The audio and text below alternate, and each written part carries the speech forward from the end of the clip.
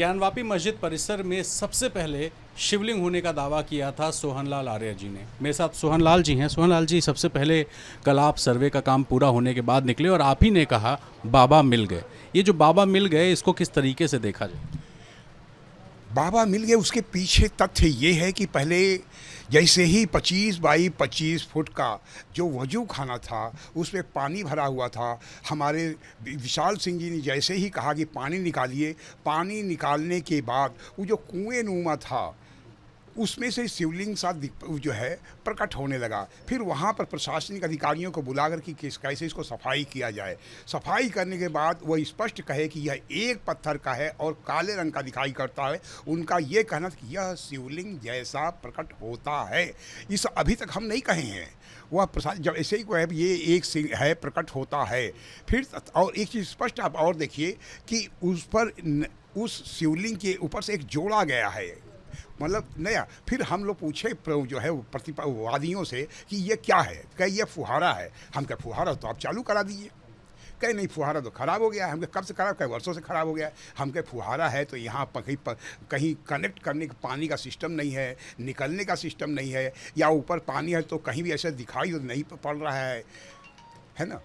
हाँ, कहीं तो ये आप लोग शिवलिंग का दावा कर रहे हैं और मुस्लिम पक्ष कह रहा है कि वो फवारा है। अब ये लड़ाई फिर आप लोग आगे कैसे लेके? हाँ, पहली चीज़ तो फुहारा वहाँ दिखाई नहीं पड़ता है ना। फिर डॉक्टर विलियम अल्टेकर की एक पुस्तक है कि उस समय जो है शिवलिंग 100 फीट का हो सकता है। ये बहुत पहले उन्होंने लिखा था जब भारत में भ्रमण करने के लिए आए। तो हम प्रतिवादी जो है पूछे कि अब मतलब ज्ञानवापी इंतजामिया कमेटी के लोग से, क्या यह नीचे जाने का भी कोई कच्छ है? तो कहे हाँ है। आपको बड़ा आश्चर्य होगा कि वादी और प्रतिवादी दोनों बहुत ही मधुर ढंग से सारा जांच का मिशन कर रहे थे। इसका नेतृत्व जाता है माननीय विशाल सिंह जी को। ऐसा मधुर वातावरण बना लिए थे कि क्या बताएं। जैसे ही पूछे कहे हाँ है। अब सोच लिए प्रतिवादी हमको ले आ रहे हैं उस शिवलिंग के नीचे तहखाने में, जो ले आ रहे हैं सीढ़ी से हम लोग उतरे। हम और विष्णु शंकर जैन जी थे। हम लोग नीचे देखे कि वहाँ पर दीवालों से जो आ रहा था गोल सा, उसको दीवालों से चुनाई हुई थी। हमें लगा कि वह ऊपर का शिवलिंग लगाया नीचे है और नीचे जाए जहां मां पार्वती का अर्घा होगा। तो हमने एक वाद आज जो दाखिल किया गया उसमें यह है कि ऊपर का दीवार नीचे का भी दीवार इसको तोड़ा जाए, जिससे विश्व जो है शिवलिंग का एक स्थिति स्पष्ट हो सके। और आप लोग कौन सी दीवार तोड़ने की बात कर रहे हैं? एक तो जो कुएं में है, कुएं में जो दिखाई ये दीवार और प्लस नीचे का जो दीवार है। दूसरी स्थिति स्पष्ट है कि श्रृंगार गौरी की तरफ जो मलबा गिरा हुआ है 72 फीट चौड़ा लंबा है, 30 फुट चौड़ा और 15 फुट का ऊंचा मलबा है। उसको अगर खुदाई हो तो हमारे जो ध्वंसावशेष हैं उसमें ध्वंस हमारे जो शिलाखंड हैं और पाषाण खंड है, जो है कलाकृतियां हैं, उन सब में निकल आएगा जो 8 अगस्त 1669 में औरंगजेब के द्वारा तोड़ी गई थी। ऐसे बहुत प्रमाण होंगे। हालांकि प्रमाण तो ये साक्षात दिखाई पड़ते हैं बहुत ज़्यादा। दूसरे कि आप जहाँ नमाज पढ़ते हैं आप वहाँ देख रहे हैं बड़ी बड़ी जो है खंभे लगे हुए, वह सब इस घंटियों की कतारें दिखाई दे रही हैं, कमल पुष्प की कतारें दिखाई है, वह हिंदू खंभे का चिन्ह जो है। तो सारे प्रमाण बहुत ज़्यादा। दूसरा प्रमाण ये दिखाई देता है कि आप जो गुंबज टिके हुए हैं, गुंबज का कहा जाता है न्यू, गुंबज न्यू पर नहीं है, बाकायदे ये जो हमारे ध्वंस आराध्य शिलाखंड है उस जो मंदिर की दीवारें हैं मोटी, उस पर यह गुंबद रखा गया है। इससे साबित होता है कि यह मस्जिद नहीं महज जिद है। और दूसरी चीज़ 1936 के फैसले में महज जो है दीन मोहम्मद के फैसले में स्पष्ट लिखा हुआ है कि अगर यह गुंबद टूट जाता है तो मुस्लिम समाज को पुनः बनाने का कोई अधिकार नहीं है, और यदि बनता है तो हिंदू समाज की सहमति से यह ढांचा बनेगा। तो इसे स्पष्ट हो जाता है कि यह एक जिद्दवश महज जिद बनाया गया। अच्छा, मुसलमान पक्ष ये कह रहा है कि आप लोग भी जिद की वजह से एक फवारे को शिवलिंग कह रहे हैं। उनका ये कहना है कि साहब ऊपर आप देखिए शिवलिंग वो जो फवारा होता है उस तरह, और इस तरह के फवारे चाहे जामा मस्जिद हो चाहे कोई भी मस्जिद हो वहाँ पे दिखाई देते हैं। तो वो भी आपके ऊपर आरोप लगा रहे हैं, काउंटर आरोप। ये तो माननीय न्यायालय ने तय करेगा। इसके लिए हम माननीय न्यायालय सक्षम है, जांच करे और बिल्कुल वह शिवलिंग ही साबित होगा। अच्छा, ये बताइए जो नंदी जी विराजमान हैं काशी विश्वनाथ कॉरिडोर के अंदर, जिनका मुंह दावा किया जाता है कि ज्ञानवापी की तरफ है, वहाँ से शिवलिंग जो कथित शिवलिंग है उसकी दूरी कितनी? हमारे ख्याल से 40 फीट होना चाहिए। ठीक से कल नापा गया था, हमको याद नहीं तो नहीं आ रहा है, अगर ज़्यादा होगा तो 70 होगा। एक हम अंदाज़ा बता रहे हैं, आप उसको मतलब पूरा मतलब मैथमेटिकल ढंग से मत सोचिएगा, 40 या 70 से हमें याद नहीं, लेकिन लगभग यही है। आप अप्रॉक्स की बात कर रहे हैं कि अप्रॉक्स 40। यदि 70 से कम है। अच्छा, मैं एक चीज़ और समझना चाहता हूँ, ये जो तस्वीर वायरल हो रही है मीडिया, सोशल मीडिया में, ये वही शिवलिंग है जो फव्वारे के बीच में जहाँ पानी की सफाई चल रही है और उसके बाद बीच में एक शिवलिंग नुमा कोई चीज़ दिख रही है, वही है? हाँ, यह जो वजू खाना दिखाई दे रहा है वही है, लेकिन श्रीमान यह स्पष्ट होना चाहिए कि जैसे ही हम लोग शिवलिंग घोषित किए, वहाँ प्रशासन ने सीआरपीएफ लगा दिया, उसके अंदर किसी का जाने का मना है, और फिर यहाँ धुलाई हो रहा है। स्पष्ट होता है कि यह पहले का चित्र है ना, यह पहले का चित्र। हाँ, यह जो कुआं दिखाई दे रहा है उसमें जो शिवलिंग प्रतीत होता है, यह सत्य है कि वही है। इसके अलावा और क्या मिला है ऐसा जिसकी वजह से आप दावा कर सकते हैं कि वहाँ कभी मंदिर हुआ करता? यहाँ एक नहीं, प्रमाण ही प्रमाण है, क्योंकि हमारे जो भी है मंदिर के साक्ष्यों से, मंदिर के अवशेषों से ही यह मस्जिद का निर्माण हुआ है। कहाँ पर आप दिखाएं? जो बड़े सामने जहाँ नमाज पढ़ जाते हैं वहाँ भी तो बड़े बड़े खंभे हैं, सूर्य दिखाई दे रहे, कमल दिखाई दे रहे, स्वस्तिक दिखाई दे रहे हैं। कितने प्रमाणों की बात किया जाए, क्योंकि मस्जिद का तो कोई वहाँ वजूद ही नहीं है, कोई कल्पना ही, सब का सब मंदिर के अवशेषों से निर्माण किया, और सारे प्रमाण। यहाँ तक कि हम मुस्लिम जो जिनके ताली थी तहखाने में गए तो वहाँ भी श्लोक नज़र आ रहे थे, वहाँ भी हिंदू देवताओं की जो ताखे होते हैं जिसमें दिए जलाए जाते हैं, मूर्तियाँ रखी जाती, वह सब और थे। और एक आप आश्चर्यजनक चीज़ बतला रहे हैं। एक मिनट, श्लोक की बात आपने कही, श्लोक कहाँ? ये श्लोक आप श्रृंगार गौरी से आप घुसिए, पहले तहखाने में है, ये है ना, तहखाने के अंदर? हाँ, तहखाने के अंदर, पहले तहखाने में, और आपको हैरत हो जाएगा। दीवार पे उकेरा हुआ? हाँ, दीवार पर उकेरा हुआ है संस्कृत में। चूंकि आप कहेंगे कि आप पढ़े, दरअसल ऐसा है, यह एज इट इज़ कि यह था, मतलब आप हाथ नहीं लगा सकते थे उस पर, मिटा नहीं सकते, जो जैसा है वैसा ही जांच कमीशन था। अगर आप हाथ लगाते तो यह उचित नहीं था, इस पर तुरंत जो है विपक्ष आरोप लगा सकते थे। तो इसलिए वह कौन सा अक्षर, यह है कि 2-3 अक्षर साफ स्पष्ट आ रहा था, है ना।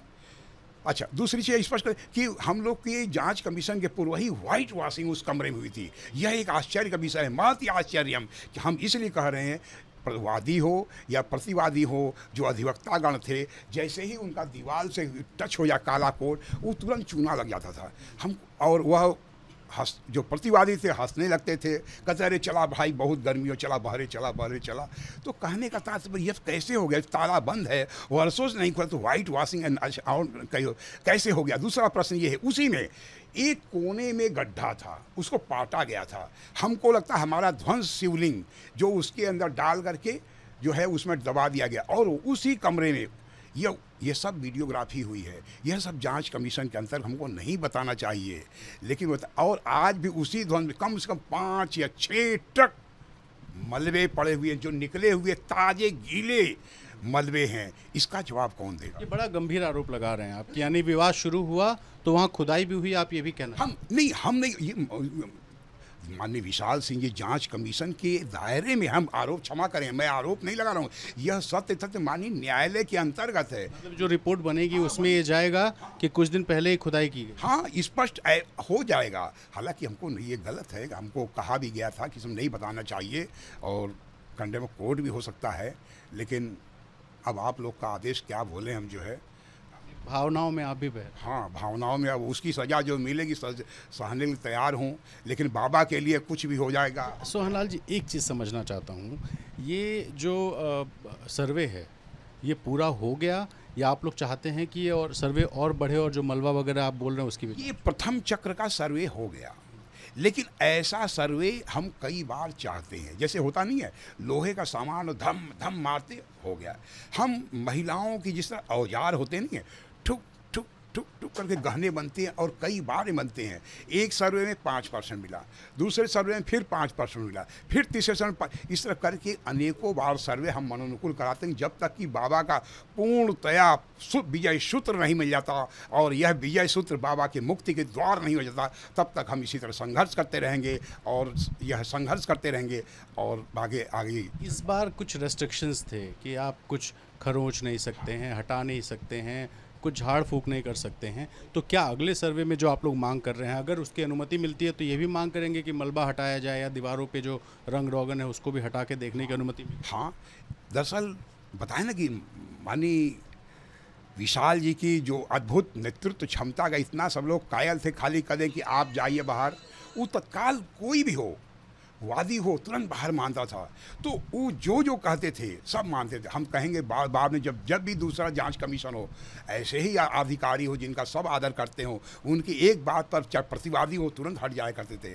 धन्य है ऐसे काशी नगर के जो है। सोनालाल जी, एक सवाल और, सोशल मीडिया पर तमाम तरह के दावे हैं और कहा जा रहा है शिवलिंग का साइज़ कोई 12 बता रहा है, कोई 4 फुट बता रहा है, उसकी नपाई हुई है क्या? हाँ, उसकी नपाई हुई है। और देखिए 12 कैसे नाप कहा जा रहा है हमको तो नहीं समझ में आता। क्या साइज़ क्या है? आप लोग तो थे वहाँ। हाँ, हम थे, लेकिन हम कुछ और खोज में थे, क्योंकि मैं 84 से ही ज्ञानवापी मुक्ति महापरिषद बना करके मैं राष्ट्रीय महामंत्री हूँ। तब से ही संघर्ष करता था कि वह कौन सा बिंदु है जिसे आंदोलन किया जा सके। तो जब यह नापा जा रहा था, फिर हम सोचे कि ये तो हो गया, इसके बाद और क्या हो सकता है। तो हम उसमें एक नए थ्योरी में सोचने में थे, इसलिए क्षमा करें हम उसका नाप नहीं देखते, लेकिन 4 फीट होना चाहिए। हाँ, अच्छा, मुस्लिम पक्ष ये भी कह रहा है आप लोग माहौल ख़राब करने की कोशिश कर रहे हैं। जो चीज़ सर्वे में थी, गोपनीय थी, कोर्ट में जानी थी, कोर्ट को तय करना था, वो लोग आप लोग बाहर आकर के सब कुछ खुलासा कर दिए। ये आरोप लग रहा है कि इससे जो है माहौल ख़राब हो रहा है। इस आरोप नहीं, यह सत्य है, क्षमा करें, यह सत्य है। हम लोग को नहीं करना चाहिए था। हम अपने प्रतिवादी मित्रों से क्षमा याचना करते हैं कि इस बार तो हो गया, लेकिन भविष्य में जो सर्वे होगा हम लोग ऐसा नहीं होने देंगे। यह हम शपथपूर्वक बयान करते हैं कि जो हुआ इस बार गलत हुआ, आगे से ऐसा नहीं होगा। वो तो मांग ये कर रहे हैं कि सर्वे होना ही नहीं चाहिए और ये 1991 का जो वर्शिप एक्ट है उसका उल्लंघन है। हमको अच्छी तरह हमको धर्म स्थल विधेयक का गहरा अध्ययन है। हम तो सुप्रीम कोर्ट में हमारे मित्र धर्म स्थल विधेयक के खिलाफ जो है वाद भी दाखिल किए हैं। धर्म स्थल विधेयक काशी यहाँ पर विश्वनाथ मंदिर और तुलसी यहाँ पर कृष्ण जन्मभूमि में नहीं लागू हो सकता है, क्योंकि मैं कृष्ण जन्मभूमि का भी वादी हूँ। धर्म स्थल विधेयक 1947 का ये नियम है इस तब कि इसके पूर्व यदि 100 साल पहले मंदिर हो, मस्जिद हो, गिरजा हो, गुरुद्वारा हो अगर बना हुआ है तो उस पर धर्म स्थल विधेयक लागू नहीं होता। ये एक क्लास है, उस पर भी पढ़ लें। हम ओवैसी साहब से भी बात हुई, मैं उनका प्रतिवाद किया और एक ऐसे मतलब कि सुप्रीम कोर्ट के अधिवक्ता से भी हमारा प्रतिवाद हुआ जो कि बाबरी मस्जिद और श्री राम जन्मभूमि के समझौताकार थे। जब हमने उनसे कहा कि सर जी ऐसा ऐसा है, ऐसा तो हमने हमको सर जी आप अध्ययन कर दें, अगर मेरी गलती है तो मैं क्षमा मांग लूँगा, क्योंकि यह मैं सत्य हूँ। और सुप्रीम कोर्ट अधिवक्ताओं के गहरे अध्ययन के बाद उन्होंने हमें बताया कि ये है। सोनालाल जी, आगे का स्टेप अब क्या होगा? वही है वही जो राम रचि राखा, बस इसी लाइन में पूरी बात समाहित है। आपने जो कल कहा बाबा मिल गए, तो भक्तों को उनके बाबा कब मिलेंगे, क्या आप लोग उम्मीद करें? बस एक लाइन में वही है, प्रभु जो चाहेंगे हम लोग हाजिर हैं। हमने कह दिया ना, वही है वही जो राम रचि राखा। अब तक की कार्रवाई से संतुष्ट हैं? हाँ, अब तक की कार्रवाई से पूर्णतः संतुष्ट हैं। वादी प्रतिवादी प्रशासन के लोगों का व्यवहार बहुत ही बेहतर रहा और हम काशीवासियों से चाहते हैं, पूरे देश के लोग चाहते हैं कि सांप्रदायिक सद्भाव बना रहे, अमन चैन बना रहे, और बस यही निवेदन करना चाहते हैं। प्रतिवादियों से ये नहीं मांग करेंगे कि जो आप दावा कर रहे हैं उस दावे पे वो भी आपकी मदद कर दे और वो भी आपको हैंडओवर कर दे? नहीं, देखिए माननीय न्यायालय का आदेश है, देर आया दुरुस्त आया, वो भी समझ जाएंगे। और हम नाम तो नहीं बता सकते हैं, सुबह हालांकि बोल दिए थे लेकिन फिर रुक गए। बोल दीजिए, अब जब एक बार बोल ही दिए रहने दीजिए, फ़ोन करके बोल दीजिए कि अरे भैया हमने कहा है घसीटत हुआ, हमारा तो व्यवसाय हो, बोल दीजिए जाने दीजिए, है ना। तो कहने का मतलब है कि कोई भी हो, इशारा आप समझ लीजिए, प्रतिवादी हो वादी हो, अगर हिंदू हैं तो कहते हैं भाई हम भी तो हिंदू हैं, बाबा हैं तो हमारे भी तो बाबा हैं। इसी में समाहित है वह शब्द जो है, जैसे मैंने कहीं का जिन ढूंढे तिन पाइयाँ गहरे पानी पर, इसी तरह इसमें भाव समाहित है।